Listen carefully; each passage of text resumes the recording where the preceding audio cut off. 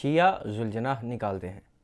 حسین مولا کے گھوڑے کی، حسین مولا کی سواری کی شبیہ نکالتے ہیں، شبیہ بناتے ہیں، اور جب وہ ذوالجناح نکل کر گلی اور بازاروں میں آتی ہے، چوکوں میں آتی ہے، تو یہ سارے شیعہ اکٹھے ہو کر اس کے ارد گرد کوئی اس گھوڑے کی پیشانی چومتا ہے، کوئی اس گھوڑے کے سم چومتا ہے،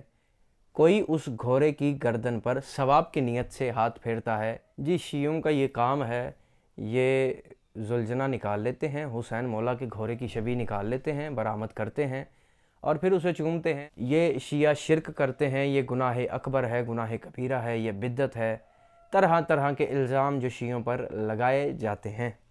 ہم اعتراض تو نہیں کرتے، لیکن ہم آپ پہ ایک سوال کرتے ہیں، ہم آپ پہ ایک چھوٹا سا سوال کرتے ہیں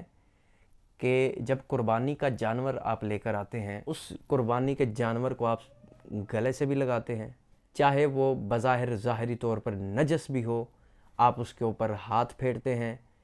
آپ اسے چومتے ہیں، آپ اسے اپنے صاف ستھرے لباس کے ساتھ لگاتے ہیں۔ شہر کی کوئی ایسی گلی، آپ تو جانور کا، قربانی کے جانور کا منہ بھی چومتے ہو، چاہے وہ خصی ہی کیوں نہ ہو، آپ اسے گلی بازاروں چوکوں میں گھماؤ، اسے پھراؤ تو ٹھیک ہے۔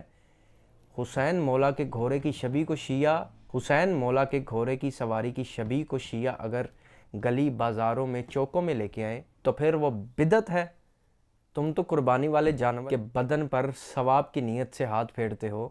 کہ جتنے بالوں پر میرا ہاتھ لگے گا 1 hair multiply by 1000 مجھے اتنی نیکیاں ملیں گی۔ اور جب ہماری طرف سے یہ اعتراض کیا جائے، سوال کیا جائے، پھر آگے آیت رکھتے ہیں ذالک من یعظم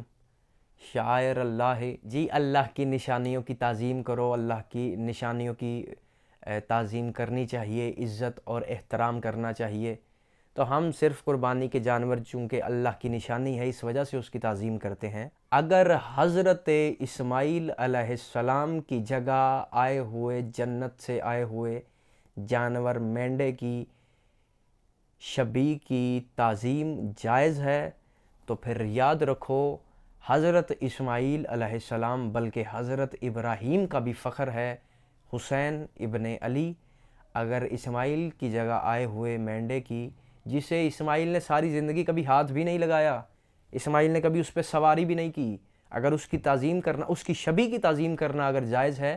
تو جس پر اسماعیل بلکہ ابراہیم کا بھی فخر حضرت حسین ابن علی علیہ السلام جس پر سواری کیا کرتے تھے، اگر اس کی شبیہ کی ہم تعظیم کر رہے تو وہ حرام کس طرح ہو سکتی ہے؟ حسین مولا کی دشمنی میں، آل محمد کی دشمنی میں اتنے اندھے مت بنو کہ جنت کے دروازے بھی تمہارے لیے بند کر دیے جائیں۔ لبیک یا حسین علیہ السلام۔